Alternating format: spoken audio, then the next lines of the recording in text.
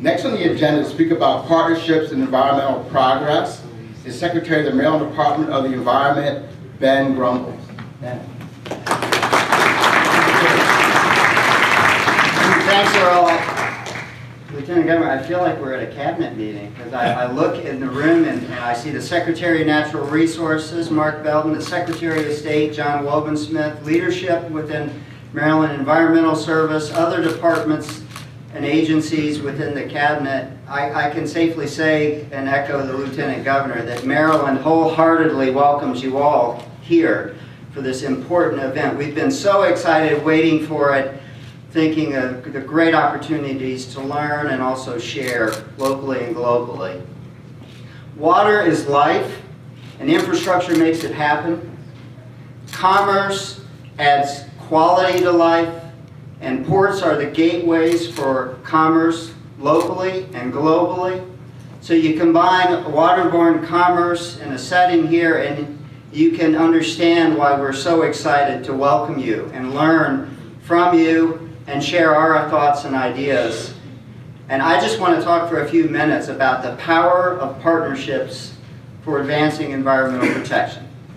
And I can wear my former hat as a national EPA, Environmental Protection Agency official, but I'm most excited to wear the hat as the Secretary of the Environment for the Governor and for the state of Maryland, because the Maryland Port Administration and the Maryland Department of Transportation are truly showing the citizens of the area and the region, and we hope the world and other environmental port leaders around the world, what progress can happen when we work together. Air, water, land, materials. On the air front, one of the most exciting partnerships I've witnessed in my new role as Secretary of the Environment. I see Bob Summers, the former Secretary of the Environment for the state of Maryland, here in the room too. He knows the power of partnerships and the leadership of the Maryland Port Administration in advancing public health and the environment while sustaining our economy.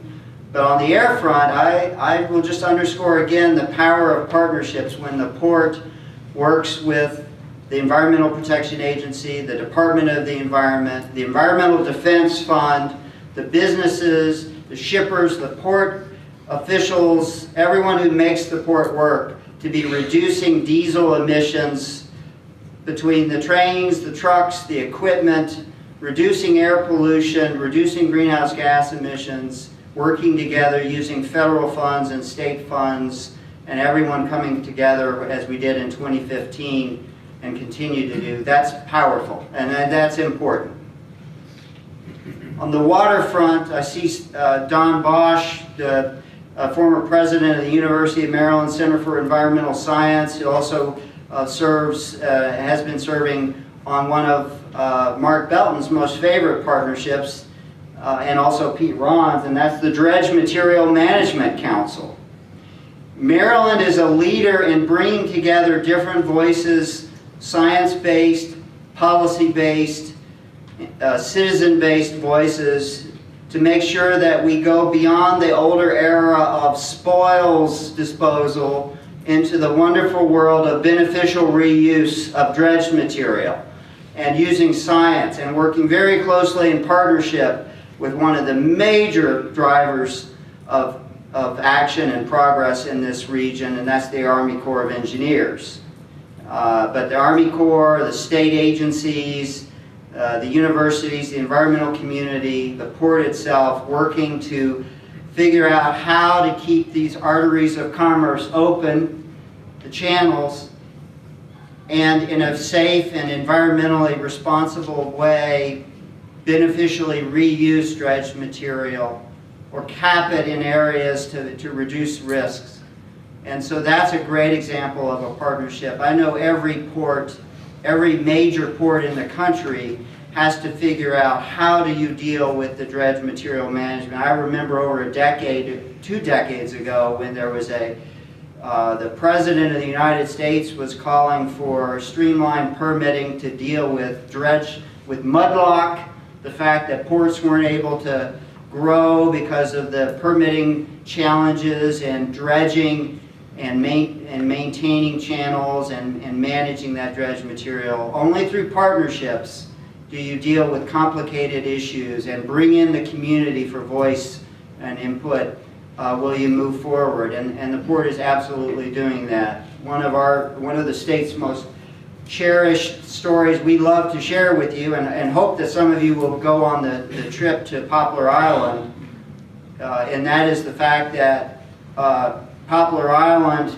in the Chesapeake Bay is the repository for the beneficial use of the dredged material to create one of the most important and necessary habitats for migratory waterfowl and for wetlands restoration and protection. It's a wonderful story that shows Port leadership and partnerships.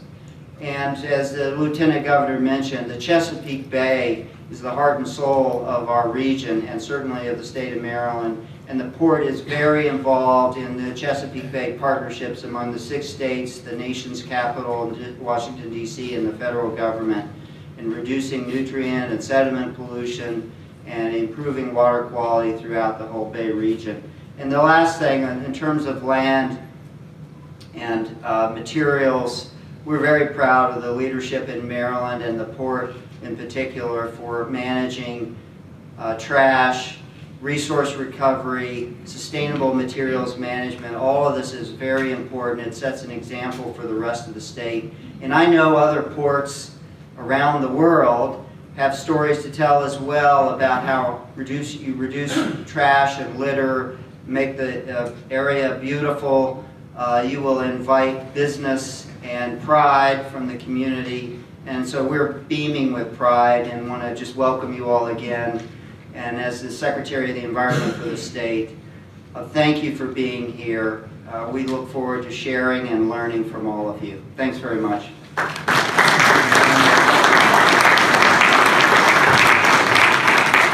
Thank you, Dan. It is now my honor